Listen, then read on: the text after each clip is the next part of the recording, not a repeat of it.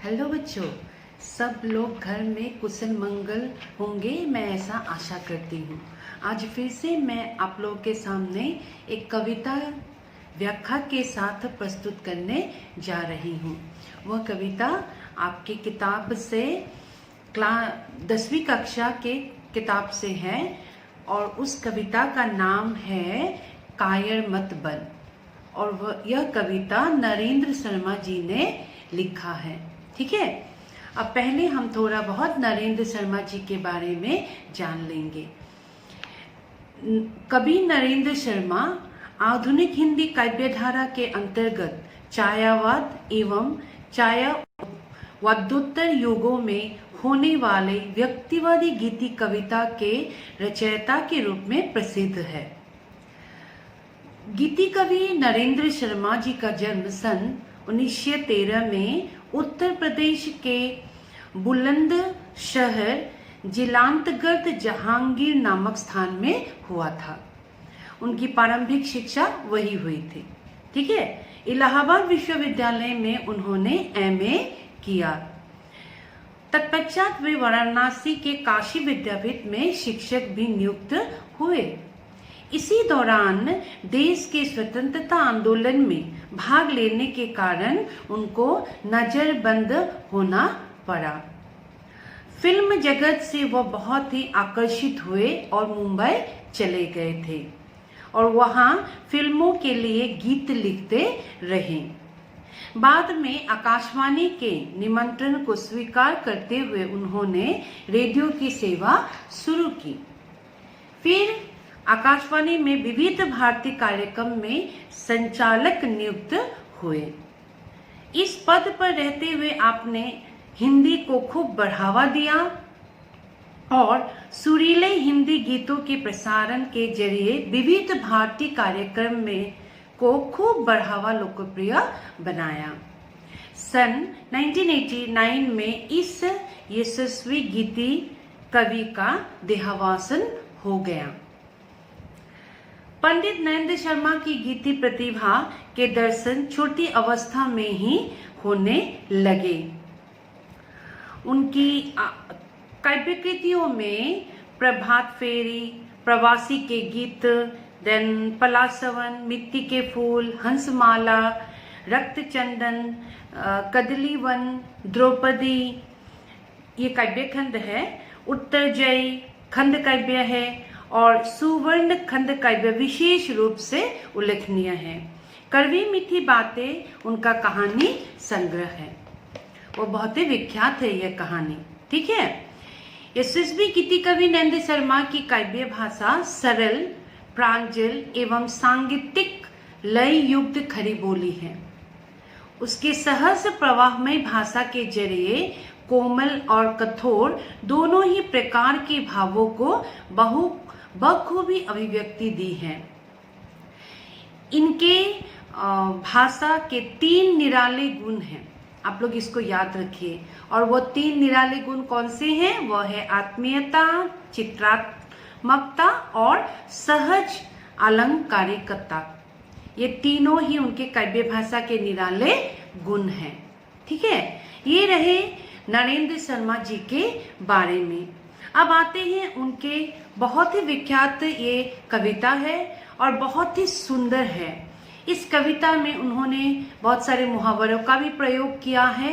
हम लोग उनके मैं आप लोगों को मुहावरे और अर्थों का, शब्द के अर्थों को भी अच्छे तरह से पढ़ाने के समय देते जाऊंगी। ठीक है, आप लोग हो सके तो इसको लिख भी ले सकते हैं।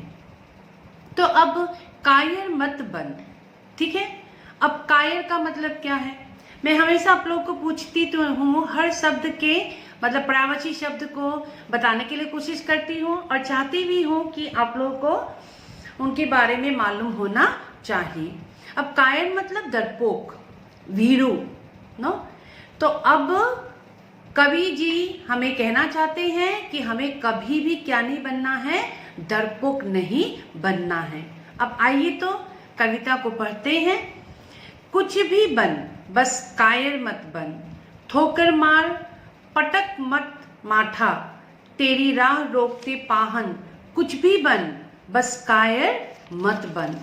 अब इस पहले पद में कवि जी कहना चाहते हैं कि मतलब मनुष्य को से आग्रह करते हैं कि वो कुछ भी बने।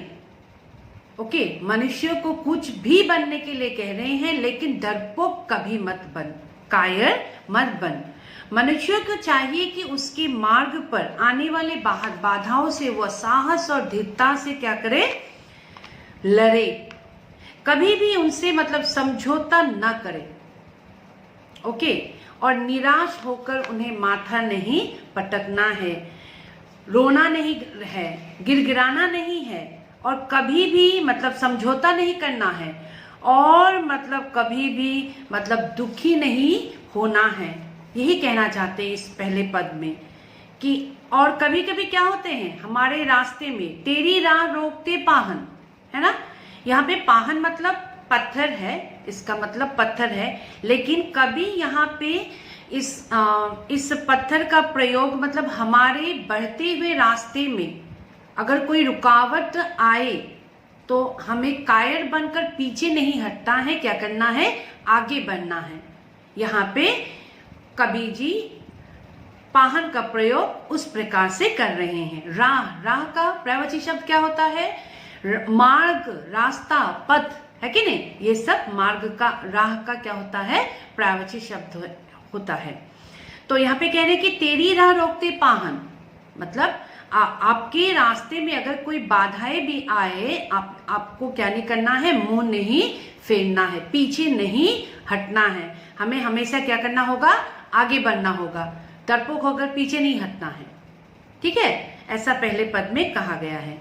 अब दूसरे पद में कह रहे हैं, ले देकर जीना, क्या जीना, कब तक गम के आंसू पीना, मानवता ने सींचा तुझको, बहा युगों तक खून पसीना, कुछ न करेगा, क्या करेगा रे मनुष्य, बस कातर कंडन, कुछ भी बन, बस कायर मत बन।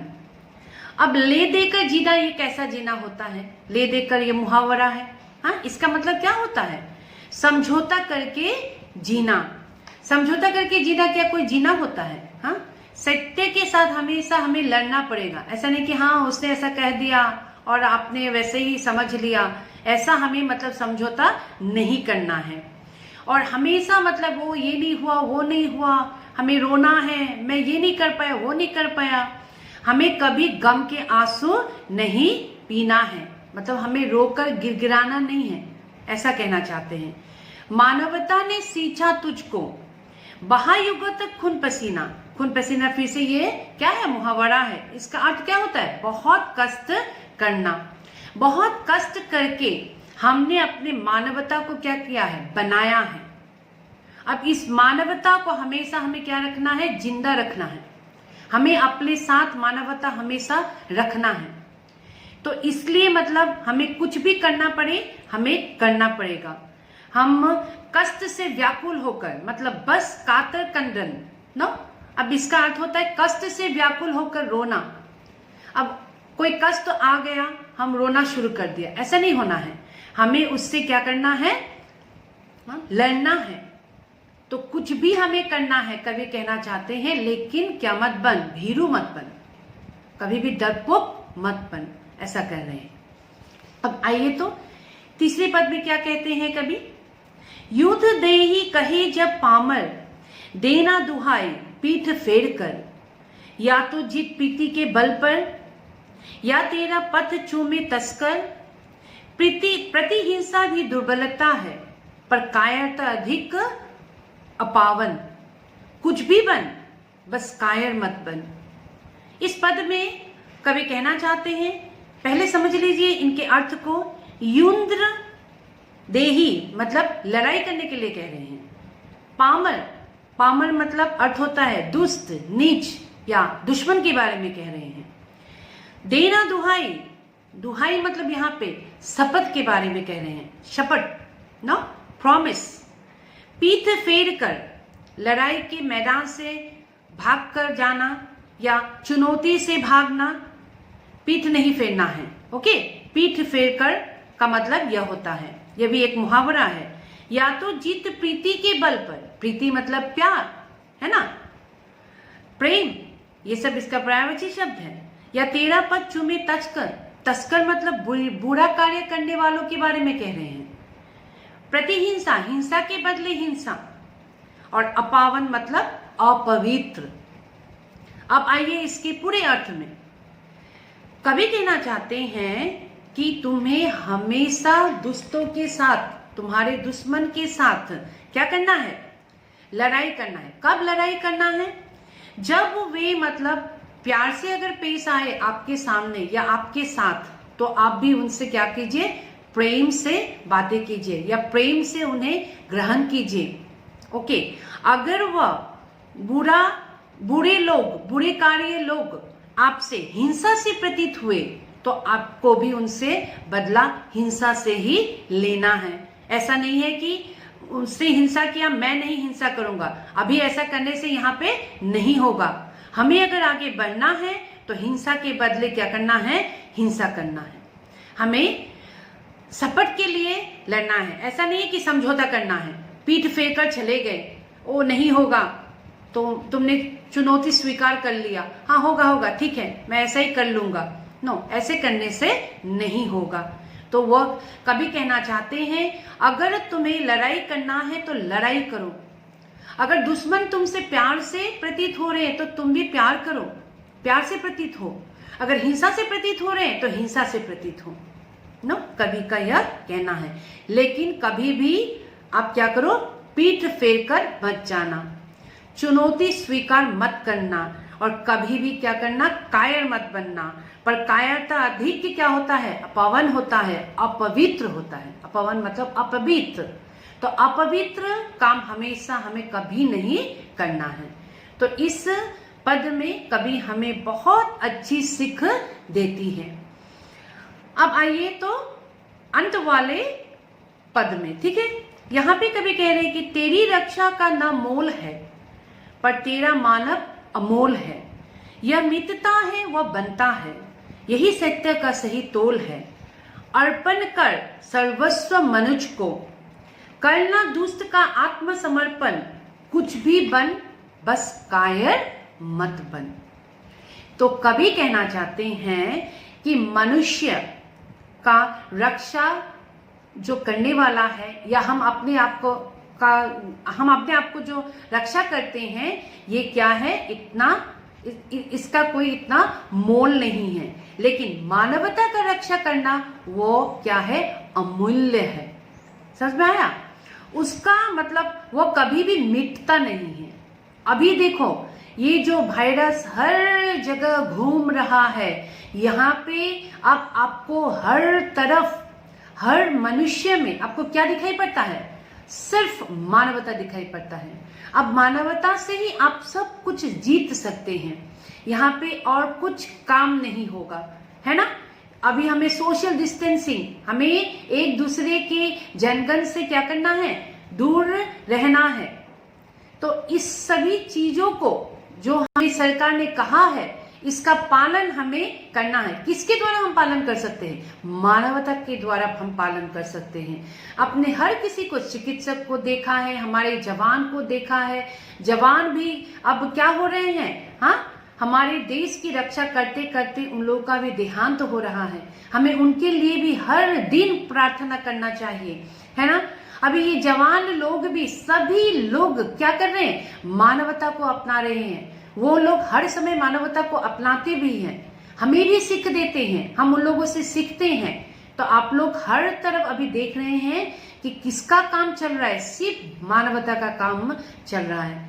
अब हम अपनी मानवता से, अपने प्यार से, अपने सोच विचार से, अच्छी सोच से दूसरों को समझाकर ही हम इस वायरस को क्या कर सकते हैं, दूर कर सकते हैं। देखिए तो इस कविता को कब लिखा गया था, कवि के द्वारा, लेकिन अब भी इस कविता हमें कितनी सीख देती है।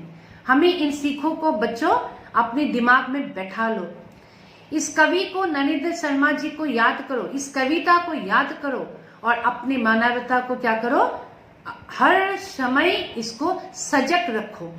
तो इस अंत पद में भी हमें कभी कहना चाहते हैं कि रक्षा, हमारे अपने आप की जी रक्षा जो करना हम चाहते हैं वो तो क्या होता है, कभी मिट जाएंगे, लेकिन हमारी जो मानवता है, हम जो अच्छे काम करेंगे, हमारे जो अच्छे विचार होते हैं वो हमेशा क्या होते हैं, जीते रहते हैं, लोग हमेशा याद रखते हैं। अभी जवान हमारे क्या हो रहे हैं, हमारी रक्षा कर करके बॉर्डर में उनका क्या हो गया है, देहांत हो गया है, फिर भी वह अपने देश के लिए जान दे देते हैं। उनकी मानवता को, उनके हर काम को हम लोग क्या करते हैं, याद रखते हैं।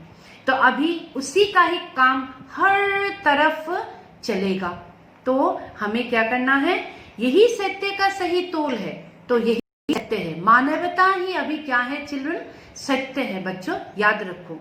अर्पण कर सर्वस्व मनुज को, तो हमने मनुष्य का जीवन जिया है, तो हमें हमारे साथ मानवता हमेशा साथ लेकर क्या करना है, जीना है। करना दुष्ट का आत्मसमर्पण, नो, हमें दुष्टों के सामने, अपने दुश्मनों के सामने क्या करना है, आत्मसमर्पण नहीं करना है। हमें मानवता को क्या करना है, जिंदा रखना है। अब इसे हम अगर जिंदा रखेंगे तो हम कभी भी कायर नहीं बन सकते। समझ में आए बच्चों आप लोग को ये अच्छी तरह से समझ में आया होगा कि अगर हम लोग कायर नहीं बनेंगे तो मानवता हमेशा हमारे साथ क्या रहेंगे, जिंदा रहेंगे। ये हमेशा आप लोग याद रखिए।